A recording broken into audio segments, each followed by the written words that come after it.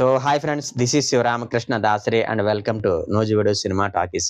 Friends, ఈ వీడియోలో మీకు నేను సత్యదేవ్ లీడ్ రోల్ పోషించిన రావ్ బహదూర్ మూవీ యొక్క రివ్యూ చెప్తానండి. యాక్చువల్గా ఈ మూవీ థియేటర్స్లో రిలీజ్ అయింది కానివ్వండి, నేను చూడలా. రీసెంట్గా నెట్ఫ్లిక్స్లో స్ట్రీమ్ అవుతుంటే చూశానండి. Movie length 2 hours 49 minutes. Director వచ్చేసి వెంకటేష్ మహా అనమాట. మరి ఈ రావ్ బహదూర్ మూవీ బాగుందా అంటే, సబ్జెక్ట్ పరంగా చూస్తే అందరికీ ఈ సినిమా నచ్చదండి. ఓటీటీలోకి వచ్చాక మేబీ కొంతమంది జెన్యూన్ ఆడియన్స్ ఉంటారు కదా, అంటే ఆర్ట్ సినిమాలని ఇష్టపడేటటువంటి కొంతమంది ఆడియన్స్ ఉంటారు కదా, వాళ్ళకైతే ఈ మూవీ డెఫినెట్గా నచ్చుద్ది. మరీ ముఖ్యంగా సత్యదేవ్ గారి యాక్టింగ్ కోసం అయితే మూవీని ఒకసారి చూడొచ్చు కానివ్వండి. సబ్జెక్ట్ పరంగా అయితే మాత్రం మనం అసలు 10 నిమిషాలు కూడా భరించలేమండి. కానీ సత్యదేవ్ గారి యాక్టింగ్ మాత్రం నెక్స్ట్ లెవెల్ అనేలాగా ఉంటుంది. నా గెస్సింగ్ కరెక్ట్ అయితే మాత్రం సత్యదేవ్ గారికి ఈ సినిమాతో బెస్ట్ యాక్టర్‌గా నంది అవార్డ్ ఖచ్చితంగా వచ్చుద్దనే అనిపిస్తుందండి. అంత బాగా పెర్ఫార్మ్ చేశారు. ఒక రకంగా చెప్పాలంటే కెరీర్ బెస్ట్ ఇచ్చారండి. పర్సనల్‌గా నాకు సత్యదేవ్ గారి సినిమాల్లో బాగా ఇష్టమయ్యే సినిమా అంటే మాత్రం 'బ్లఫ్ మాస్టర్' అండి. అబ్బబ్బబ్బా! ఏం చేశారండి. అఫ్‌కోర్స్ 'ఉమామహేశ్వర ఉగ్ర రూపస్య' మూవీ కూడా బావుంటదనుకోండి. కానీ నాకు 'బ్లఫ్ మాస్టర్' చాలా ఇష్టం అన్నమాట. కానీ ఈ సినిమా చూసాక నాకు పెర్ఫార్మెన్స్ పరంగా ఈ 'రావ్ బహదూర్' సినిమాయే బాగా నచ్చిందని చెప్తాను. అట్లాగే మీకు సత్యదేవ్ సినిమాలో ఏ మూవీ బాగా ఇష్టం అనేది మీ ఒపీనియన్ కింద కామెంట్ రూపంలో తెలియజేయండి. ఎక్కడ ఎటువంటి బ్యాడ్ లాంగ్వేజ్ లేదు కాబట్టి ఫ్యామిలీతో సహా మూవీ చూడొచ్చు కానివ్వండి. ఎవరు కూడా ఓపికగా ఒక అరగంట కూడా కూర్చొని చూడలేరు అన్నది నా అభిప్రాయం. అట్లాగే మీరు ఈ 'రావ్ బహదూర్' మూవీ చూసారా? మీకు ఈ మూవీ నచ్చిందా లేదా అనేది కింద కామెంట్ రూపంలో తెలియజేయండి. ఇక స్టోరీ విషయానికొస్తే, మన 'రావ్ బహదూర్' గారికి క్యాన్సర్ వచ్చి 2 నెలలకు మించి బతకరంటారండి. కానీ మనోడు ఒక 1 year పైన గుండ్రాయిలా కూర్చొని చక్కగా బతికేత్తాడనమాట.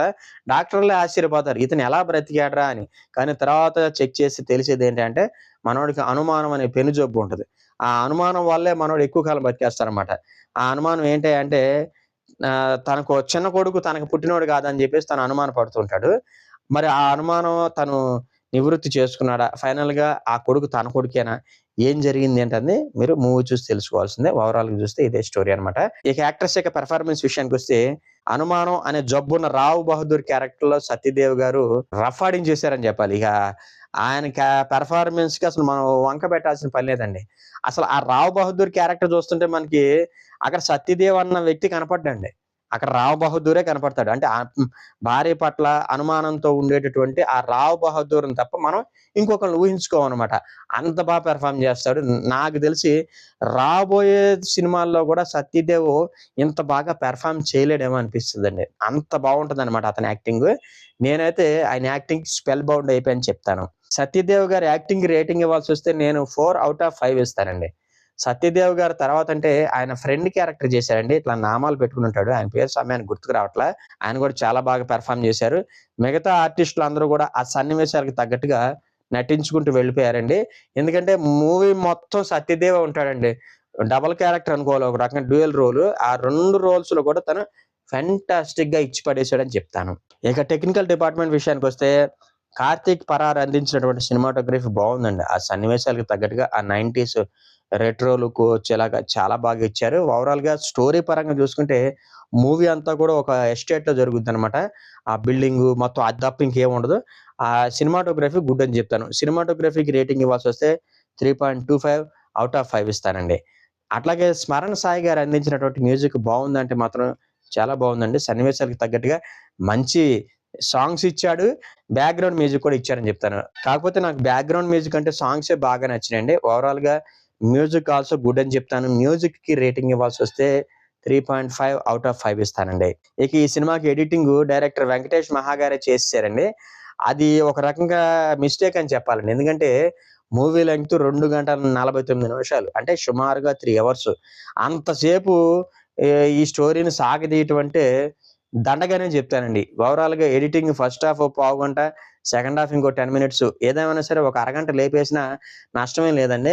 కాపోతే డైరెక్టర్ తనే, మరి ఇక్కడ ఎడిటర్ తనే. సబ్జెక్ట్ మీద ఉండే మమకారం కొద్దీ అనవసరంగా కొన్ని కొన్ని సీన్స్ బలవంతాన అలా ఇరికిచ్చేసినట్టుగా అనిపించింది. ఓవరాల్‌గా ఎడిటింగ్ అయితే అస్సలు బాలేదని చెప్తాను. ఎడిటింగు సమర్థవంతంగా పనిచేసుంటే మూవీ కాస్త కూస్త నచ్చేదన్నది కూడా నా అభిప్రాయము. ఇక ఎడిటింగ్‌కి రేటింగ్ ఇవ్వాల్సొస్తే నేను 2.5/5 ఇస్తానండి. ఇక డైరెక్టర్ వెంకటేష్ మహా గారి విషయానికొస్తే, ఆయన తీసుకున్నటువంటి సబ్జెక్ట్ అయితే చాలా బాగుందండి. సబ్జెక్ట్ చాలా డిఫరెంట్ సబ్జెక్ట్. మనిషికి అనుమానం అనేది ఎంత పెనుభూతంగా మారుతుంది, తను ఎలా బిహేవ్ చేస్తాడు, ఎంత సైకోగా మారిపోతాడనేది ఈ సినిమాలో మనం రియల్‌గా చూస్తామనమాట. అబ్బో!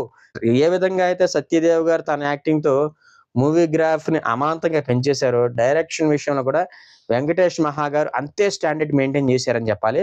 ఓవరాల్‌గా 'కేర్ ఆఫ్ కంచరపాలెం' తర్వాత వెంకటేష్ మహా గారి వేరు వేరు సినిమాలొచ్చినాయి కానివ్వండి, ఆ 'care of Kancharapalem' range standard movie అంటే ఈ 'రావ్ బహదూర్' మూవీ అని చెప్తాను.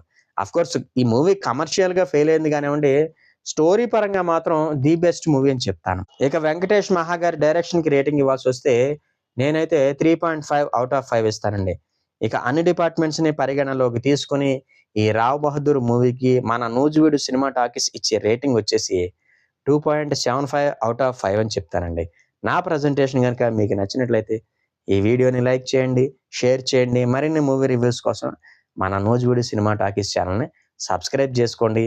థాంక్ యూ అండ్ జై హింద్.